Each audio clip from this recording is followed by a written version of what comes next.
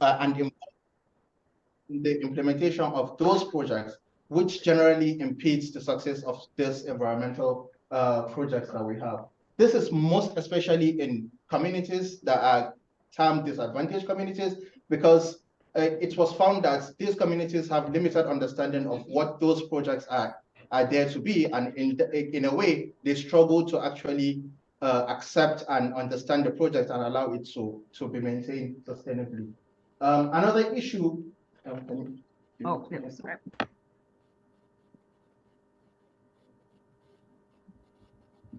Another thing that was found is that minority business entities, which are categorically defined as businesses that have women, majority of ownership to be women or from minority backgrounds, they are often unable to fully benefit from this project. This is leaning towards the limitations of the traditional procurement method that we have.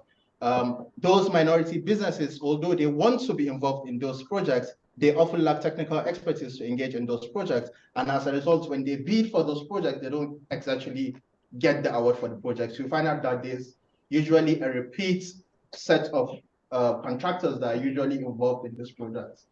So this study aims to provide insights into an innovative community-driven approach, community PPP approach, that tries to target those minority business entities and community people to be involved in the projects and to grow them so that they can benefit from the projects. Like I said, two-part presentation. I'll be presenting the first part, and then Roland is online. He'll present the second part of the presentation. So what is traditional procurement? I know I might be preaching to the choir when I try to explain what traditional procurement is, because it's the way of getting things done, essentially. That's the basic way of getting things done. Usually it involves the public sector or the public entity to identify a need for themselves. So in the case of stormwater management, a need for stormwater infrastructure to be put in place. And then they put out an RFP, which is a request for proposals. They develop a need assessment, put out a request for proposals, they get bids, and then they award bids, and then the projects get done. One thing that is a major issue with the traditional procurement is that everything is done in-house. You have to do your needs assessment, you have to do your contract management, you have to do the procurement management. So you have to use your own resources, human, financial resources, to get the projects done. History has shown that this has been, in a way, ineffective in trying to get things done, essentially because we have limited public resources. There isn't enough resources to actually get things done in the public space. Another thing is that there's the selection of the lowest bid approach, where essentially you solicit bids from different contractors, and then you look for the lowest cost effective, and then with the technical capacity to deliver that project. In most instances, you find out that the list bid is not the most competitive bid. It's at the time of award, it might seem the most competitive, but you go into change orders, cost overruns, and most of those issues. Another thing is you are using taxpayers' money, so you're putting the risks on the public institution, and also it has a rigid structure in a way. This organization has to work with this organization, has to work with this organization, which leads to slow bureaucratic process. Payments get delayed, getting approvals, getting permits, all of those stuff. And an alternative to this, it's not working again. Sorry. An alternative to this approach has been the public-private partnership, which is the P3. What the public-private partnership aims to do is trying to complement the limitations of the traditional procurement by bringing in private partners to come and work on the project. So as opposed to having everything done in-house, you now have a partner that can bring additional resources, both financial and human resources, to the project, and then they can allow you to achieve your objectives. You can see from the charts, it's a marriage in a way between public sector and private sector. And at the center of it is sharing value and sharing risk. Instead of putting all the risks to the public institution in trying to get the work done, and in most instances, over the years, they don't get the work done effectively. Now you have the private sector that will complement those limitations and collectively they share the risks and they find a way to get the projects done. So it presents an opportunity for value for money. It's flexible in a way. It's less rigid than the traditional procurement because you have the private sector, and the private sector are usually more flexible than the public sector. Although you still have to go through the process of getting permits and getting approvals for some stuff, but in a way it is more flexible than the traditional procurement method. Faster in this sense is contextual, but there is a faster bureaucratic process to it, and also it gives you an opportunity for long-term economy of scale, because most instances, most P3s, public-private partnerships, are long-term partnerships that span over a long period of time. So instead of traditional procurement that usually have 3, 2, 4, 5 years to get the projects done, you now have a long-term contract with a private partner to execute a quite number of projects, and in a way it provides you that economy of scale that you get less cost to the project. Side by side, it's just something that it's just what I just explained. You can see from the left side of this chart is the traditional public procurement. Everything is leaning towards the public sector.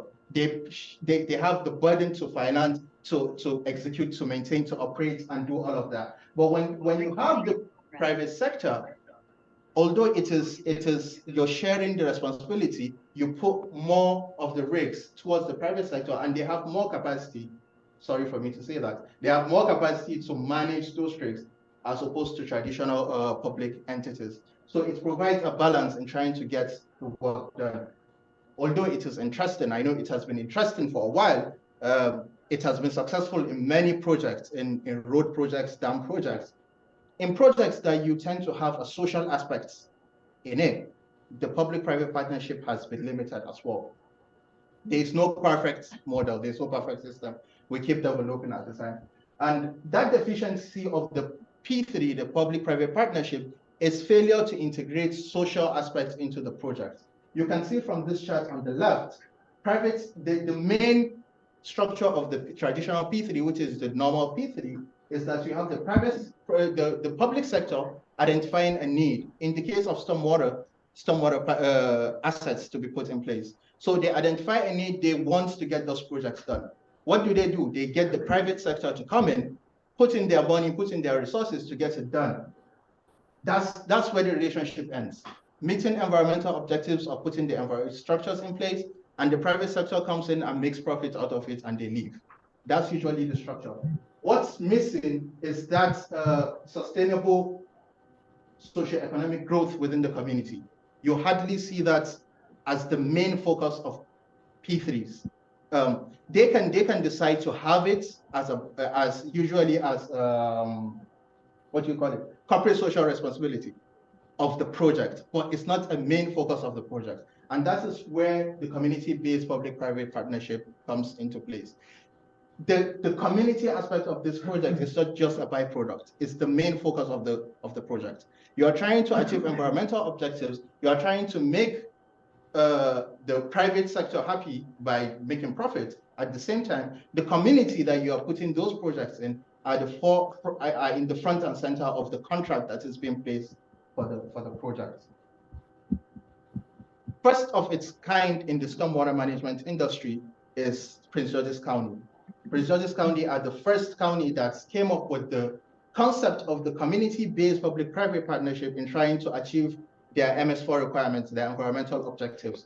So to understand, we thought to understand the concept of the community-based public-private partnership, where best to do that other than the people that actually brought it into being in the stormwater industry.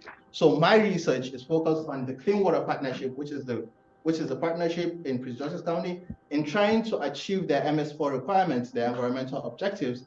In 2014, they set up this Clean Water Partnership to enjoy all the benefits of the P3s that I presented earlier, and also support their communities in a way, which Roland will provide more insights at the end. So to understand, to fully understand how the CBP3 came to be, this chart kind of gives an idea of evolution of stormwater practices and stormwater innovations within Prince George's County. I think most of you would know that Prince George's County is known for its initiative in the 90s in the development of the low impact development concept. So now, and that's the LID came to be as a result of the MS4 requirements of the 1999. So they developed the LID to meet those requirements, and then over the years, the new MS4 requirement that they had at the time, 2014, had new specifications, which their resources at the time, their capabilities, and the methods that they were adopting could not deliver the project at the time. So they had to be innovative again. So Prince George's County has been innovative again in the stormwater industry from the LID, now creating the Clean Water Partnership with the new model called the community-based public-private partnership. I forgot to mention something here. So to understand the Clean Water Partnership, these are the things that I've been doing. I've been engaging, so far I've engaged over a dozen stakeholders that were people that were instrumental at the time of formulating the community-based public-private partnership, and also people that are actually running the partnership at this point. I've reviewed multiple publications and resource documents on the community-based partnership, and also the two main contract documents that they have, which are the master program and the maintenance program. Roland will provide more insights into those documents. So just for context again, where is Prince George's County for folks that don't know? Prince George's County is one of the counties in Maryland. It is located in the southwest of Baltimore. This is Baltimore, this is Prince George's County, and it borders DC. It borders Washington, DC. It has 27 municipalities classified under 9 districts. And one interesting thing about Prince George's County is 60% of the land in Prince George's County is residential, which means a lot of impervious surfaces. As of 2020, it was estimated to have a population of almost 1 million, and 65% of that population are historically Black or African American. However, it is noted as one of the top affluent Black counties in the country because majority of the residents in Prince George's County, although they are of the minority race, they are actually well-to-do. They live above the poverty line. This gives them opportunity to engage in businesses. They have resident local businesses in the county, which led to the motivation of the CBP3. This is a summary of the insights that I have so far gotten about the community-based public-private partnership. My research is still ongoing. There are a couple of analyses that I haven't done to fully understand it, but based on what I have now, this kind of captures it. Like I mentioned, PGC is the first Clean Water Partnership, is the first pioneer for CBP3. What they did was they had specific community objectives that were included in the contract. This has not been the case in previous cases. Another thing is they have long-term service contract between partners with flexible structures. I mean a flexible structure and flexible funding mechanisms. Traditionally, you go into the pockets, you go into taxpayers' money to find a way to fund the project. Traditional P3s, you allow the private sector partners to go find funding and then they fund the project. One interesting thing that the Clean Water Partnership did is they are funding the projects, but what they did was they sourced the money themselves. They got low interest loans that were only available to counties. The private sector cannot go and get that money. So they provide them with that funding structure, and then the private partners are providing a management support in trying to get the projects done. I'll show it in the next slide that shows the structure of the CBP3. And another thing is it maximizes the economic, environmental, and social benefit derived from the project. Main motivation was meeting environmental targets. That's on the side. They have community-based objectives, which I'll present in the next slide, in the contract. And they also provide opportunity to minority firms to come and participate in the projects, which gives them the opportunity to get money back into the community. So they are meeting the social, economic, and environmental objectives at the same time. So what were those community objectives that were defined? I termed it the CBP3 of the CWP. Including the environmental objectives, at the time of the contract, they phase the contract into different phases, phase 1, phase 2, phase 3. The first phase, at every phase, they need to retrofit 2,000 acres of impervious surfaces within 3 years of the program. They need to develop the capacity of 6 MPEs within 3 years. That is 2 minority farms every year. They need to engage those minority farms, teach them how to do stormwater work, how to manage their businesses, and also provide them the opportunity to participate fully in the Clean Water Partnership. They need to ensure 40% minority business engagement, 50% county-based local business participation, and 51% local workforce man-hour engagement. These metrics were not just defined as a byproduct. They are what defines the success of the Clean Water Partnership. So the private sector are being assessed by their capability and ability to meet this community social, economic, and environmental objectives of the project. You might wonder, why is the community important? We all know the community is important. In the case of the PGC, like I mentioned, they have 60% minority population, 25% Latino, 52% women, but only 6% below the poverty line. So you have local businesses that have the capacity to actually benefit from all the dollars that are coming in through stormwater projects, which previously you just have another contractor comes in, do the project, and they leave with all the money. The community gets nothing. Another thing is you find out that most of these impervious acres are on private properties, so you need a buy-in of the community to get it done. Entrepreneurial opportunities involving minority businesses. Another thing, they provide direct access to workforce. When you engage local businesses within the community, who are they employing? Who are their workers? In most instances, are residents of the community. So you're creating a green job channel of people that can get involved in the stormwater industry. And it provides a low-cost stormwater infrastructure implementation and maintenance. Putting in mind the economy of scale, it's a long-term agreement, and then you get benefits from that.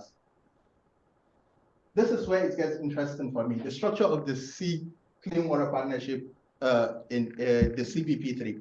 Traditionally, when you're looking at a structure of projects, it's either a functional matrix or a project matrix or a mixed matrix, and you have one organization here that links to the next organization. There is a line that links them together. But from the conversations that I've been having with the people that set up the community-based public-private partnership and the documents, reading the contract documents, this is the best way I thought to put out the structure of the Clean Water Partnership, because it doesn't have a line. They don't have a line that links organizations. It's very flexible and dynamic.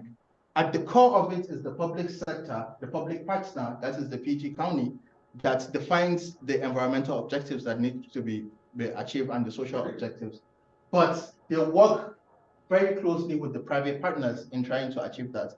They engage the private partners as management contractors to manage the contractors and subcontractors. And then these subcontractors and contractors are aligned with the suppliers. But it's not just a linear chain between them. They work together.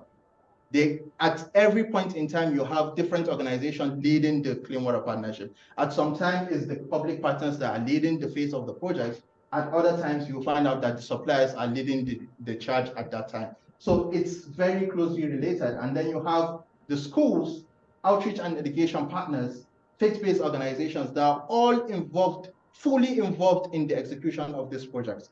I remember I asked in one of my interviews, I asked, how many partners do you have? How many organizations do you have involved in the Clean Water Partnership? And the interviewee just laughed and said, I can't give you a number, honestly, because at every point in time, we have organizations coming in that are helping us in trying to get this done. But at the core of it, you have the public partner, the private partner, and then the contractors and the suppliers. What the public entity does essentially is oversight function, trying to see that what is done correctly, but the private partner has complete control of what happens on the projects. They manage the contractors, they manage the suppliers, and all of that. And it's quite transparent. So this is my last slide, I promise. So putting it side by side, the responsibilities of the Clean Water Partnership partners, and I think Roland will do more justice to this slide in his own presentation, is essentially the public sector are providing funding through low interest state and federal funding. They are providing oversight and compliance function. they provide a channel to engage the community to be involved in the project, and also they manage the contract between them and the private partners. While the private partners do the project management aspect of the project, they engage contractors, subcontractors, suppliers, they handle the risks. Risk management is shared across all parties within the project, but the private partners have more responsibility in trying to do that. They engage in outreach and education, and also that mentoring proteges, which are the minority farms that need to come up through the pipeline.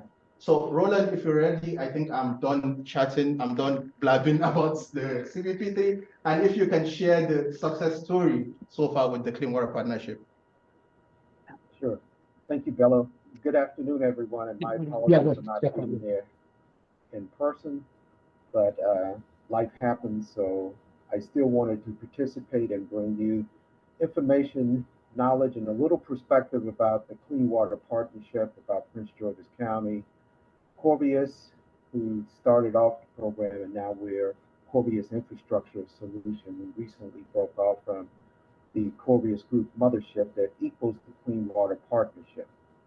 So, three names or two other names beyond myself that you need to take into consideration when you think about the Clean Water Partnership. Adam Ortiz, who was the director of the Department of Environment for Prince George's County government at that time, and his associate director, Larry Kaufman, who was a genius and also one of the cutting edge pioneers in the stormwater management industry. When you think about a lot of the BMPs, with investment management practices or devices that we use in stormwater management industry, Larry Kaufman has his name on a lot of those patents. So therefore, he no longer works. He is having himself a great time in the Caribbean somewhere at a bar, the last I heard. He was a great guy. We often joke from time to time that some days we were the three wise men and some days we were the three stooges. And we did presentations everywhere from the outhouse to the White House. We actually did a presentation in the White House about community-based public-private partnerships. One of the most intriguing aspects of this is when we started this program under the Return L. Baker III administration. He was the county executive of Prince George's County at that point in time.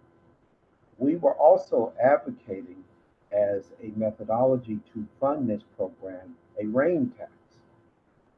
And as you know, I don't care what jurisdiction you live in, the word tax is not an enduring methodology to raise any amount of money. So it was extremely difficult trying to explain to people what this new process was. Most people knew about public-private partnerships, especially when it comes to infrastructure.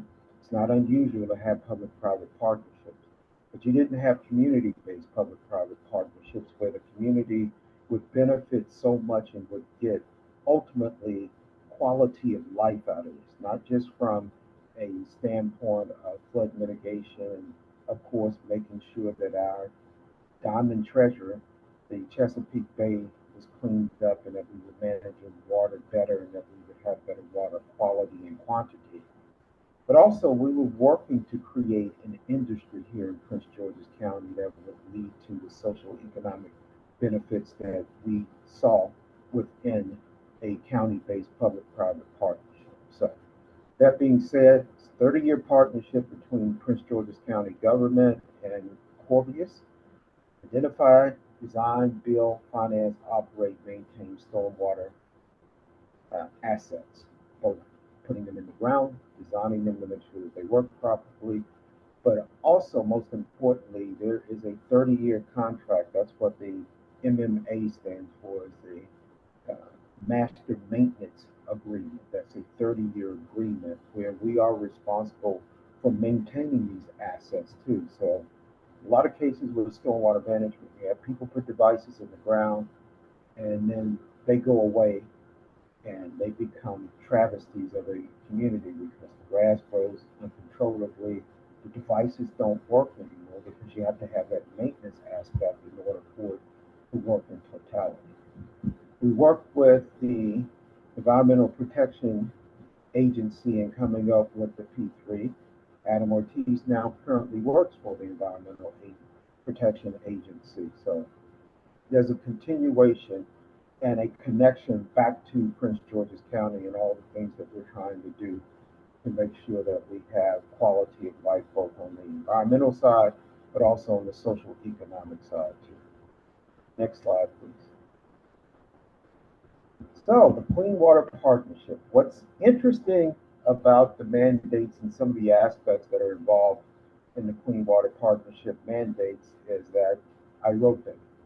I was the director of the Office of Central Services, which was responsible for procurement for Prince George's County when I was approached about participating in creating this clean water partnership. So my big focus was to make sure that the individuals that were citizens of Prince George's County, both on a workforce perspective and also on a business perspective, would have an opportunity to take advantage of the county spending taxpayers' money that everybody paid into, that they could get a return on that investment too, with opportunities on the business and workforce side.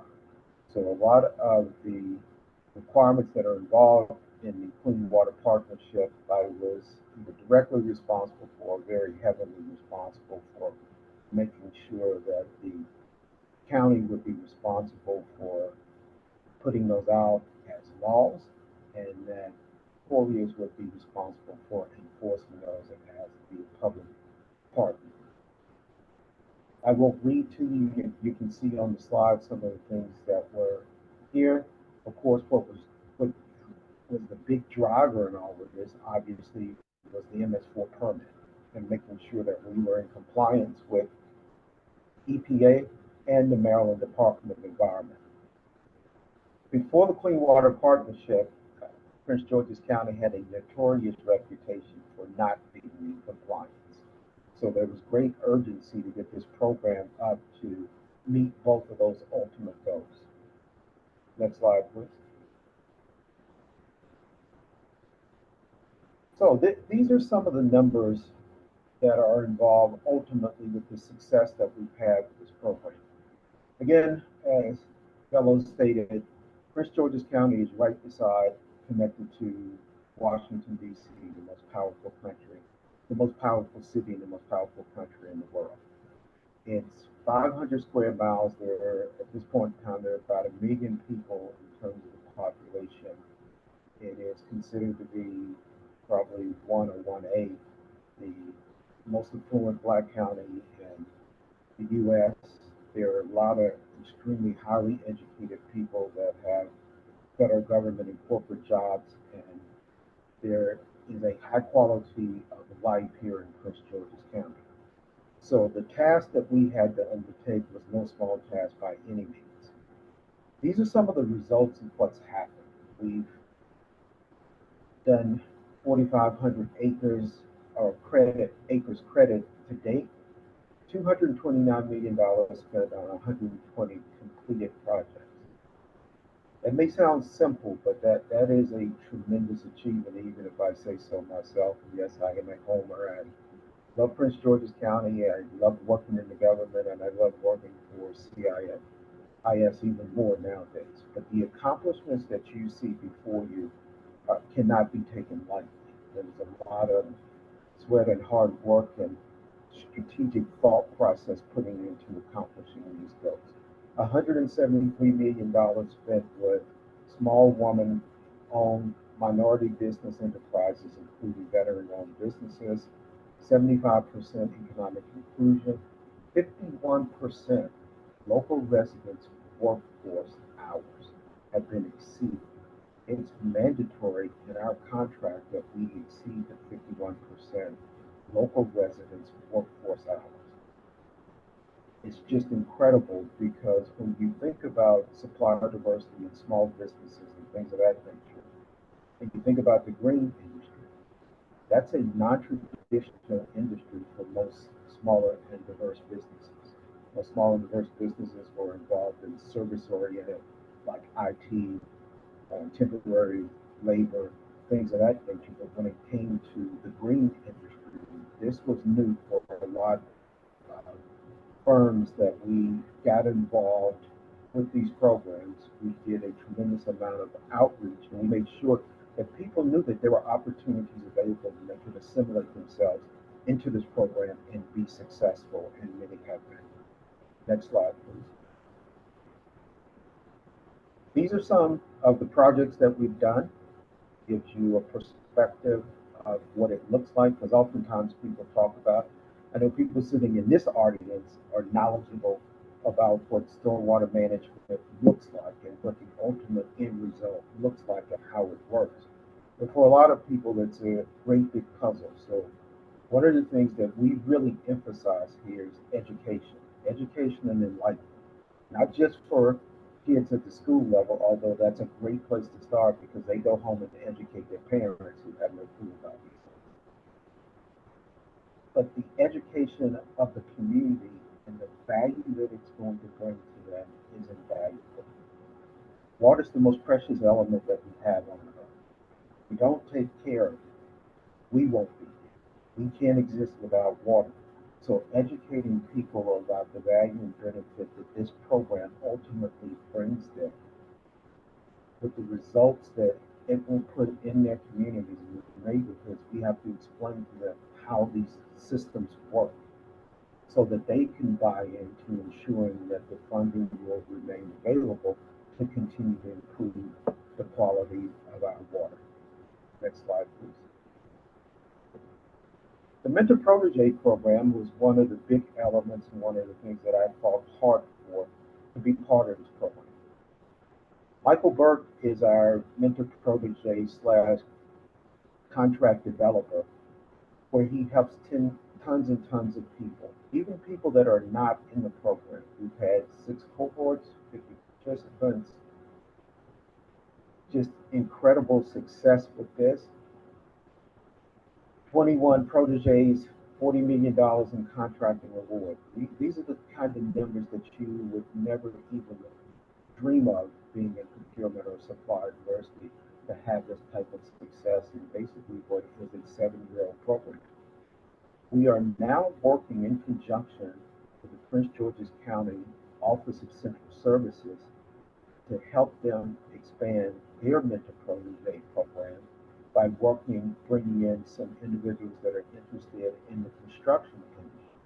We will socialize them to how we do things from a construction standpoint in the green industry, but we'll also give them the back office business basics that most companies could use, a review of could use in general, and will help them be more capable, provide better value and service to their customer as they move forward. So the Mentor Protege program is a very important part of Clean Water Partnership. We will be starting in first quarter of next year, we will be starting our 7th cohort. And we are inviting individuals that are interested in the green industry, obviously in stormwater management and some other things that we're doing that expand beyond stormwater management with Prince George's County. We're inviting those that are interested to come and participate in the Mentor Protege program. Next slide, please. Thank you for listening. I surmise that we could take questions at this point in time. Yeah. Hopefully this has been very valuable for you. Thank you very much, Roland, for the presentation. Okay.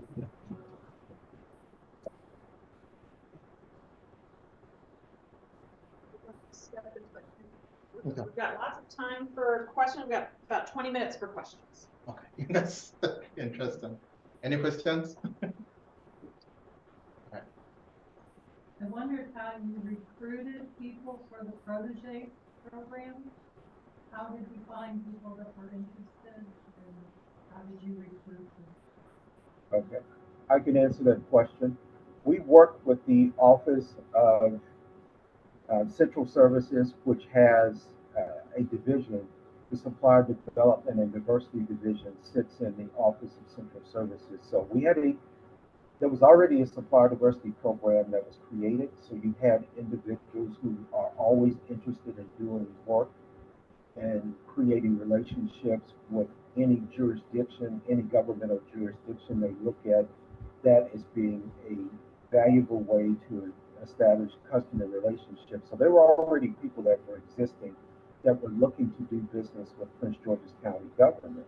And once we started the program, we had a communications where we communicated with not only the Office of Central Services and the Supply Development and Diversity Firm, we communicated with other business advocacy organizations, the Capital Region Minority Supply Development Council, which is part of the National Minority Supply Development Council, the Chamber of Commerce, the Black Chamber of Commerce. We have an advocacy organization here called the Business Roundtable. So we broadcasted out to those organizations, and we went to as many advocacy types of events as possible. We had our own events where people could come in and find out information, and really just went to the business community in general and said, this is what we're going to do. These are the opportunities that are going to be available in the green industry. Communications is extremely, extremely important in a community-based public-private partnership, where you have to create relationships with the faith-based community. As a matter of fact, it's not a well-known fact here in Prince George's County. The faith-based community got together and we had numerous meetings with them before the Clean Water Partnership was actually passed into law, or the legislation that was passed into law to create this. And without the approval of the faith-based community, it never would have happened. They could have stopped this. We may, John, you're on Zoom. It looked like maybe you had your hand up earlier. Do you have a question? Yeah, I do. Hi, this is John Drake from the Little Falls Watershed Alliance in Montgomery County. Hi, John. Full disclosure, hello, and thank you very much. Full disclosure, I'm new to the Watershed Alliance, so I'm trying to soak up, pun intended, as much knowledge as I can. And I have a couple questions. I guess, well, first and foremost, what I was thinking about is when I think of public-private partnerships, and this is based on what I do on my job, my experience way back many years ago, we always looked at it, and this is on the federal level, always from an incentive. There was always an incentive to do public-private partnerships if it was the right fit, because there was money to be made from the private industry, right? So, Correct. and I apologize, I joined late. I had a meeting that ran over. What I'm struggling to be able to answer for myself is, what's in it for the private organizations that you partner with? Are they able to generate revenue? If you could sort of, maybe you've gone over this, and if you already have, please tell me, and I will just, wait for the recording. No, we really haven't. There are massive opportunities for the private entities. So if you look at from a Corvias perspective, Greg Canito, who is a mastermind and genius, worked on the financial side of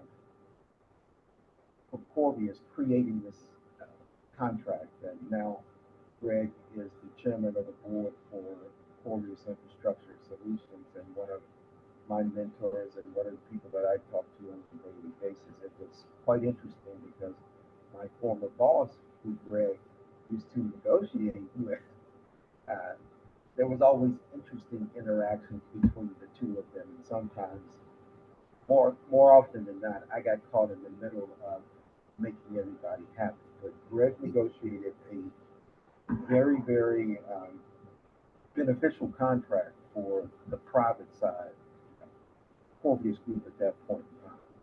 He also negotiated a 30-year maintenance contract. Okay, so that was a contract. Yes, we have a master maintenance agreement with Prince George's County, Maryland, where we maintain the BMPs and maintain some other assets for the county. So that's a 30-year contract right off the bat. As you well know, dealing with government, you don't get many 30-year contracts. Yeah, that's. So there was definitely incentive here from a profit and loss perspective that this was not just doing this because it's a good thing to do. Yeah, and I really appreciate that because in full disclosure, you know, like when I've dealt with public-private partnerships, it's been company A, you make the investment, but you're going to get revenue. For instance, working in the DoD space, you know, base housing, right? There was a push, Correct. you know, you guys either take it over or you build new housing, you know, as a partnership, you maintain it, but you're going to reap the benefits from it from, you know, basically rent, right? Yeah. And that's where I was sort of getting stuck was from a water, you know, from the where we're looking from, how would they make money off of this? I really appreciate you for that. Secondly, so in Montgomery County, I can't remember how many watershed alliances we have. I think it's maybe a dozen or so. And if this was something to talk to the Montgomery County, you know, to the powers that be, how would you recommend going about doing that, working with the county to advocate for something like a public-private partnership? So in full disclosure, John, I will have to tell you that at one point in time, Corvias did respond to a solicitation for the Montgomery County government. Okay, so maybe it's already going on. I just don't know. It's happened one time before. We did not win that solicitation, and I'm not really sure what Montgomery County did. I don't think they did a full-fledged community-based public-private partnership on the scale of what Prince George's County has, but I'm not really certain as to what they did. I'm sure they've done something. So to answer your question, it would initiate with probably whoever the director of environment is, we would set up a meeting and talk to Greg Canito and myself and Sanjeev, who's our CEO, about the issues, the solutions that we can provide, and what we could create as a structure that would be beneficial to both parties. Great. Thank you so much. I really appreciate you. Thank you so much. Really, really interesting. And I too would be interested in seeing if this could be replicated in our county, but I'm not sure I totally understand all elements of it. One of the basics is, how is it all funded? Maybe you said this earlier, but the 229 million spent, where did that come from? Okay. So that's where it becomes a little bit interesting. So I mentioned in my presentation before the rain tax. That was the initial funding source for the Clean Water Partnership program. That has since been exhausted. And of course, here again, you can't go back to people and say, we're going to introduce another rain tax because we have a need for it because it's stormwater management. That simply doesn't work. So there's money that comes from Prince George's County because EPA and MDE require us to do stormwater management. That requirement hasn't gone away. Whether you have the funding or not, that requirement is still in place, and we have a consent decree. And for those of you that are legally minded in the audience, you understand what consent decrees are. That comes due next June, that we have to have so many acres done by next June per the consent decree. So that's a motivating factor that you have to come up with. What's been good recently, though, is that the state of Maryland, along with the federal government, has put a lot of money out there for infrastructure improvement. So some of the money comes from the state of Maryland, the SRF fund. Some of the money comes from their grants that are out there, and Prince George's County is really good about going after the SRF fund. The other money comes from Prince George's County as part of the revenue that's generated for taxes. which makes it even more difficult because our tax base in Prince George's County, 65% of it is residential taxes, 35% of it is commercial taxes. The preference is that you would have it the other way. 65% would be commercial taxes and 35% would be residential taxes. Henceforth, why their taxes is a bad word in Prince George's County as it is most places. And those are the two main funding sources there. The county has to come up with the money and they look for other funding sources too, i.e. the state of Maryland and the federal government. If I may add, for counties that are trying to recreate this, I think that is where the novelty of my research comes into play, trying to make sense of all these complexities. And hopefully, at the end of my research, I'll come up with a framework that can be adaptable in other communities as well. Yes. My name is Ray. I'm the riverkeeper for the Anacostia River, so half of the watershed is actually in Prince George's County. We benefit a lot from the stormwater reduction project. An early criticism that we had of the work being done, not of the partnership, was that it was heavily focused on treatment and not at all focused on retention. And in our jurisdiction, our watershed, the volume of stormwater itself is a big problem. And one of the efficiencies that Corvias found was focusing on treatment over retention in a lot of cases. Has the county been able to curb that at all, or has that come back up? It's been a while since I've touched base with the partnership, but that was a kind of perennial concern early on. One of the situations where, yes, it has come back up. There's only so much funding to do things, and some of that is out of our control because the EPA and MDE will dictate to us what we can and cannot do in a lot of cases. So there's a multitude of solutions that are out there when it comes to water quality and water quantity. Some of it is we would like to do, won't go heavily into that, but a lot of it is regulatory driven. So Is that a need to have a little more local cover written into the sport permit? That's kind of a difficult question to ask because yes and no. To be honest with you, yes and no. Sometimes the local government would like to do things differently than what they're allowed to do by the regulatory aspect. We have some ideas and concepts, and we work very closely with the Department of Environment here in Prince George's County. They're fantastic and great people. They have some ideas and concepts too about how to do things differently. But from a regulatory perspective, they're not given permission to do that. Thank you so much. I have a follow-up question about funding. I think that's a smart one. It makes a lot of sense to me that this was funded primarily from, we call it the stormwater fee, not the rain tax in Anne Arundel County.